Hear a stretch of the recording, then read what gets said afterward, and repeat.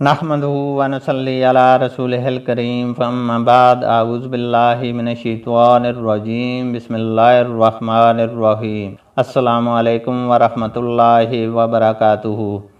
پیارے دوستو، آج ہم صدقہ کی برکات کے بارے میں جانیں گے۔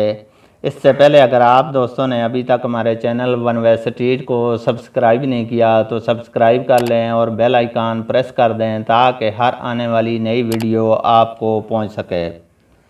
تو دوستو، حضرت انس رضی اللہ تعالیٰ عنہ سے روایت ہے کہ رسول اللہ صلی اللہ علیہ وسلم نے فرمایا کہ صدقہ اللہ تعالیٰ کے غضب کو ٹھنڈا کرتا ہے اور بری موت کو دفع کرتا ہے۔ جامع ترمذی، محارف الحدیث۔ حضرت علی رضی اللہ تعالیٰ عنہ فرماتے ہیں کہ رسول اللہ صلی اللہ علیہ وسلم نے ارشاد فرمایا کہ خیرات کرنے میں حتی الامکان جلدی کیا کرو، کیونکہ بلا اس سے آگے بڑھنے نہیں پاتی۔ حضرت ابو ہریرہ رضی اللہ تعالیٰ عنہ سے روایت ہے کہ رسول اللہ صلی اللہ علیہ وآلہ وسلم نے فرمایا کہ صدقہ سے مال میں کمی نہیں آتی بلکہ اضافہ ہوتا ہے، اور قصور معاف کر دینے سے آدمی نیچا نہیں ہوتا بلکہ اللہ تعالیٰ اس کو سر بلند کر دیتا ہے، اور اسی طرح اس کی عزت میں اضافہ ہو جاتا ہے۔ اور جو بندہ اللہ تعالیٰ کے لیے فروتنی اور خاکساری کا رویہ اختیار کرے گا، اللہ تعالیٰ اس کو رفعت اور بلندی بخشے گا۔ صحیح مسلم، محارف الحدیث۔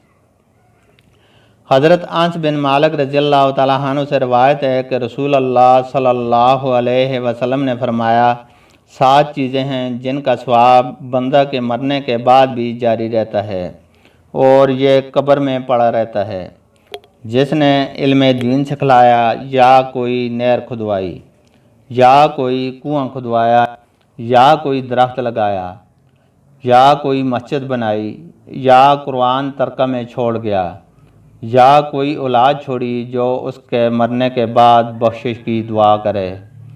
تو دوستو، اللہ تعالیٰ سے دعا ہے کہ وہ ہمیں نبی اکرم صلی اللہ علیہ وآلہ وسلم کے بتائے ہوئے طریقہ پر چلنے کی توفیق عطا فرمائے۔ آمین۔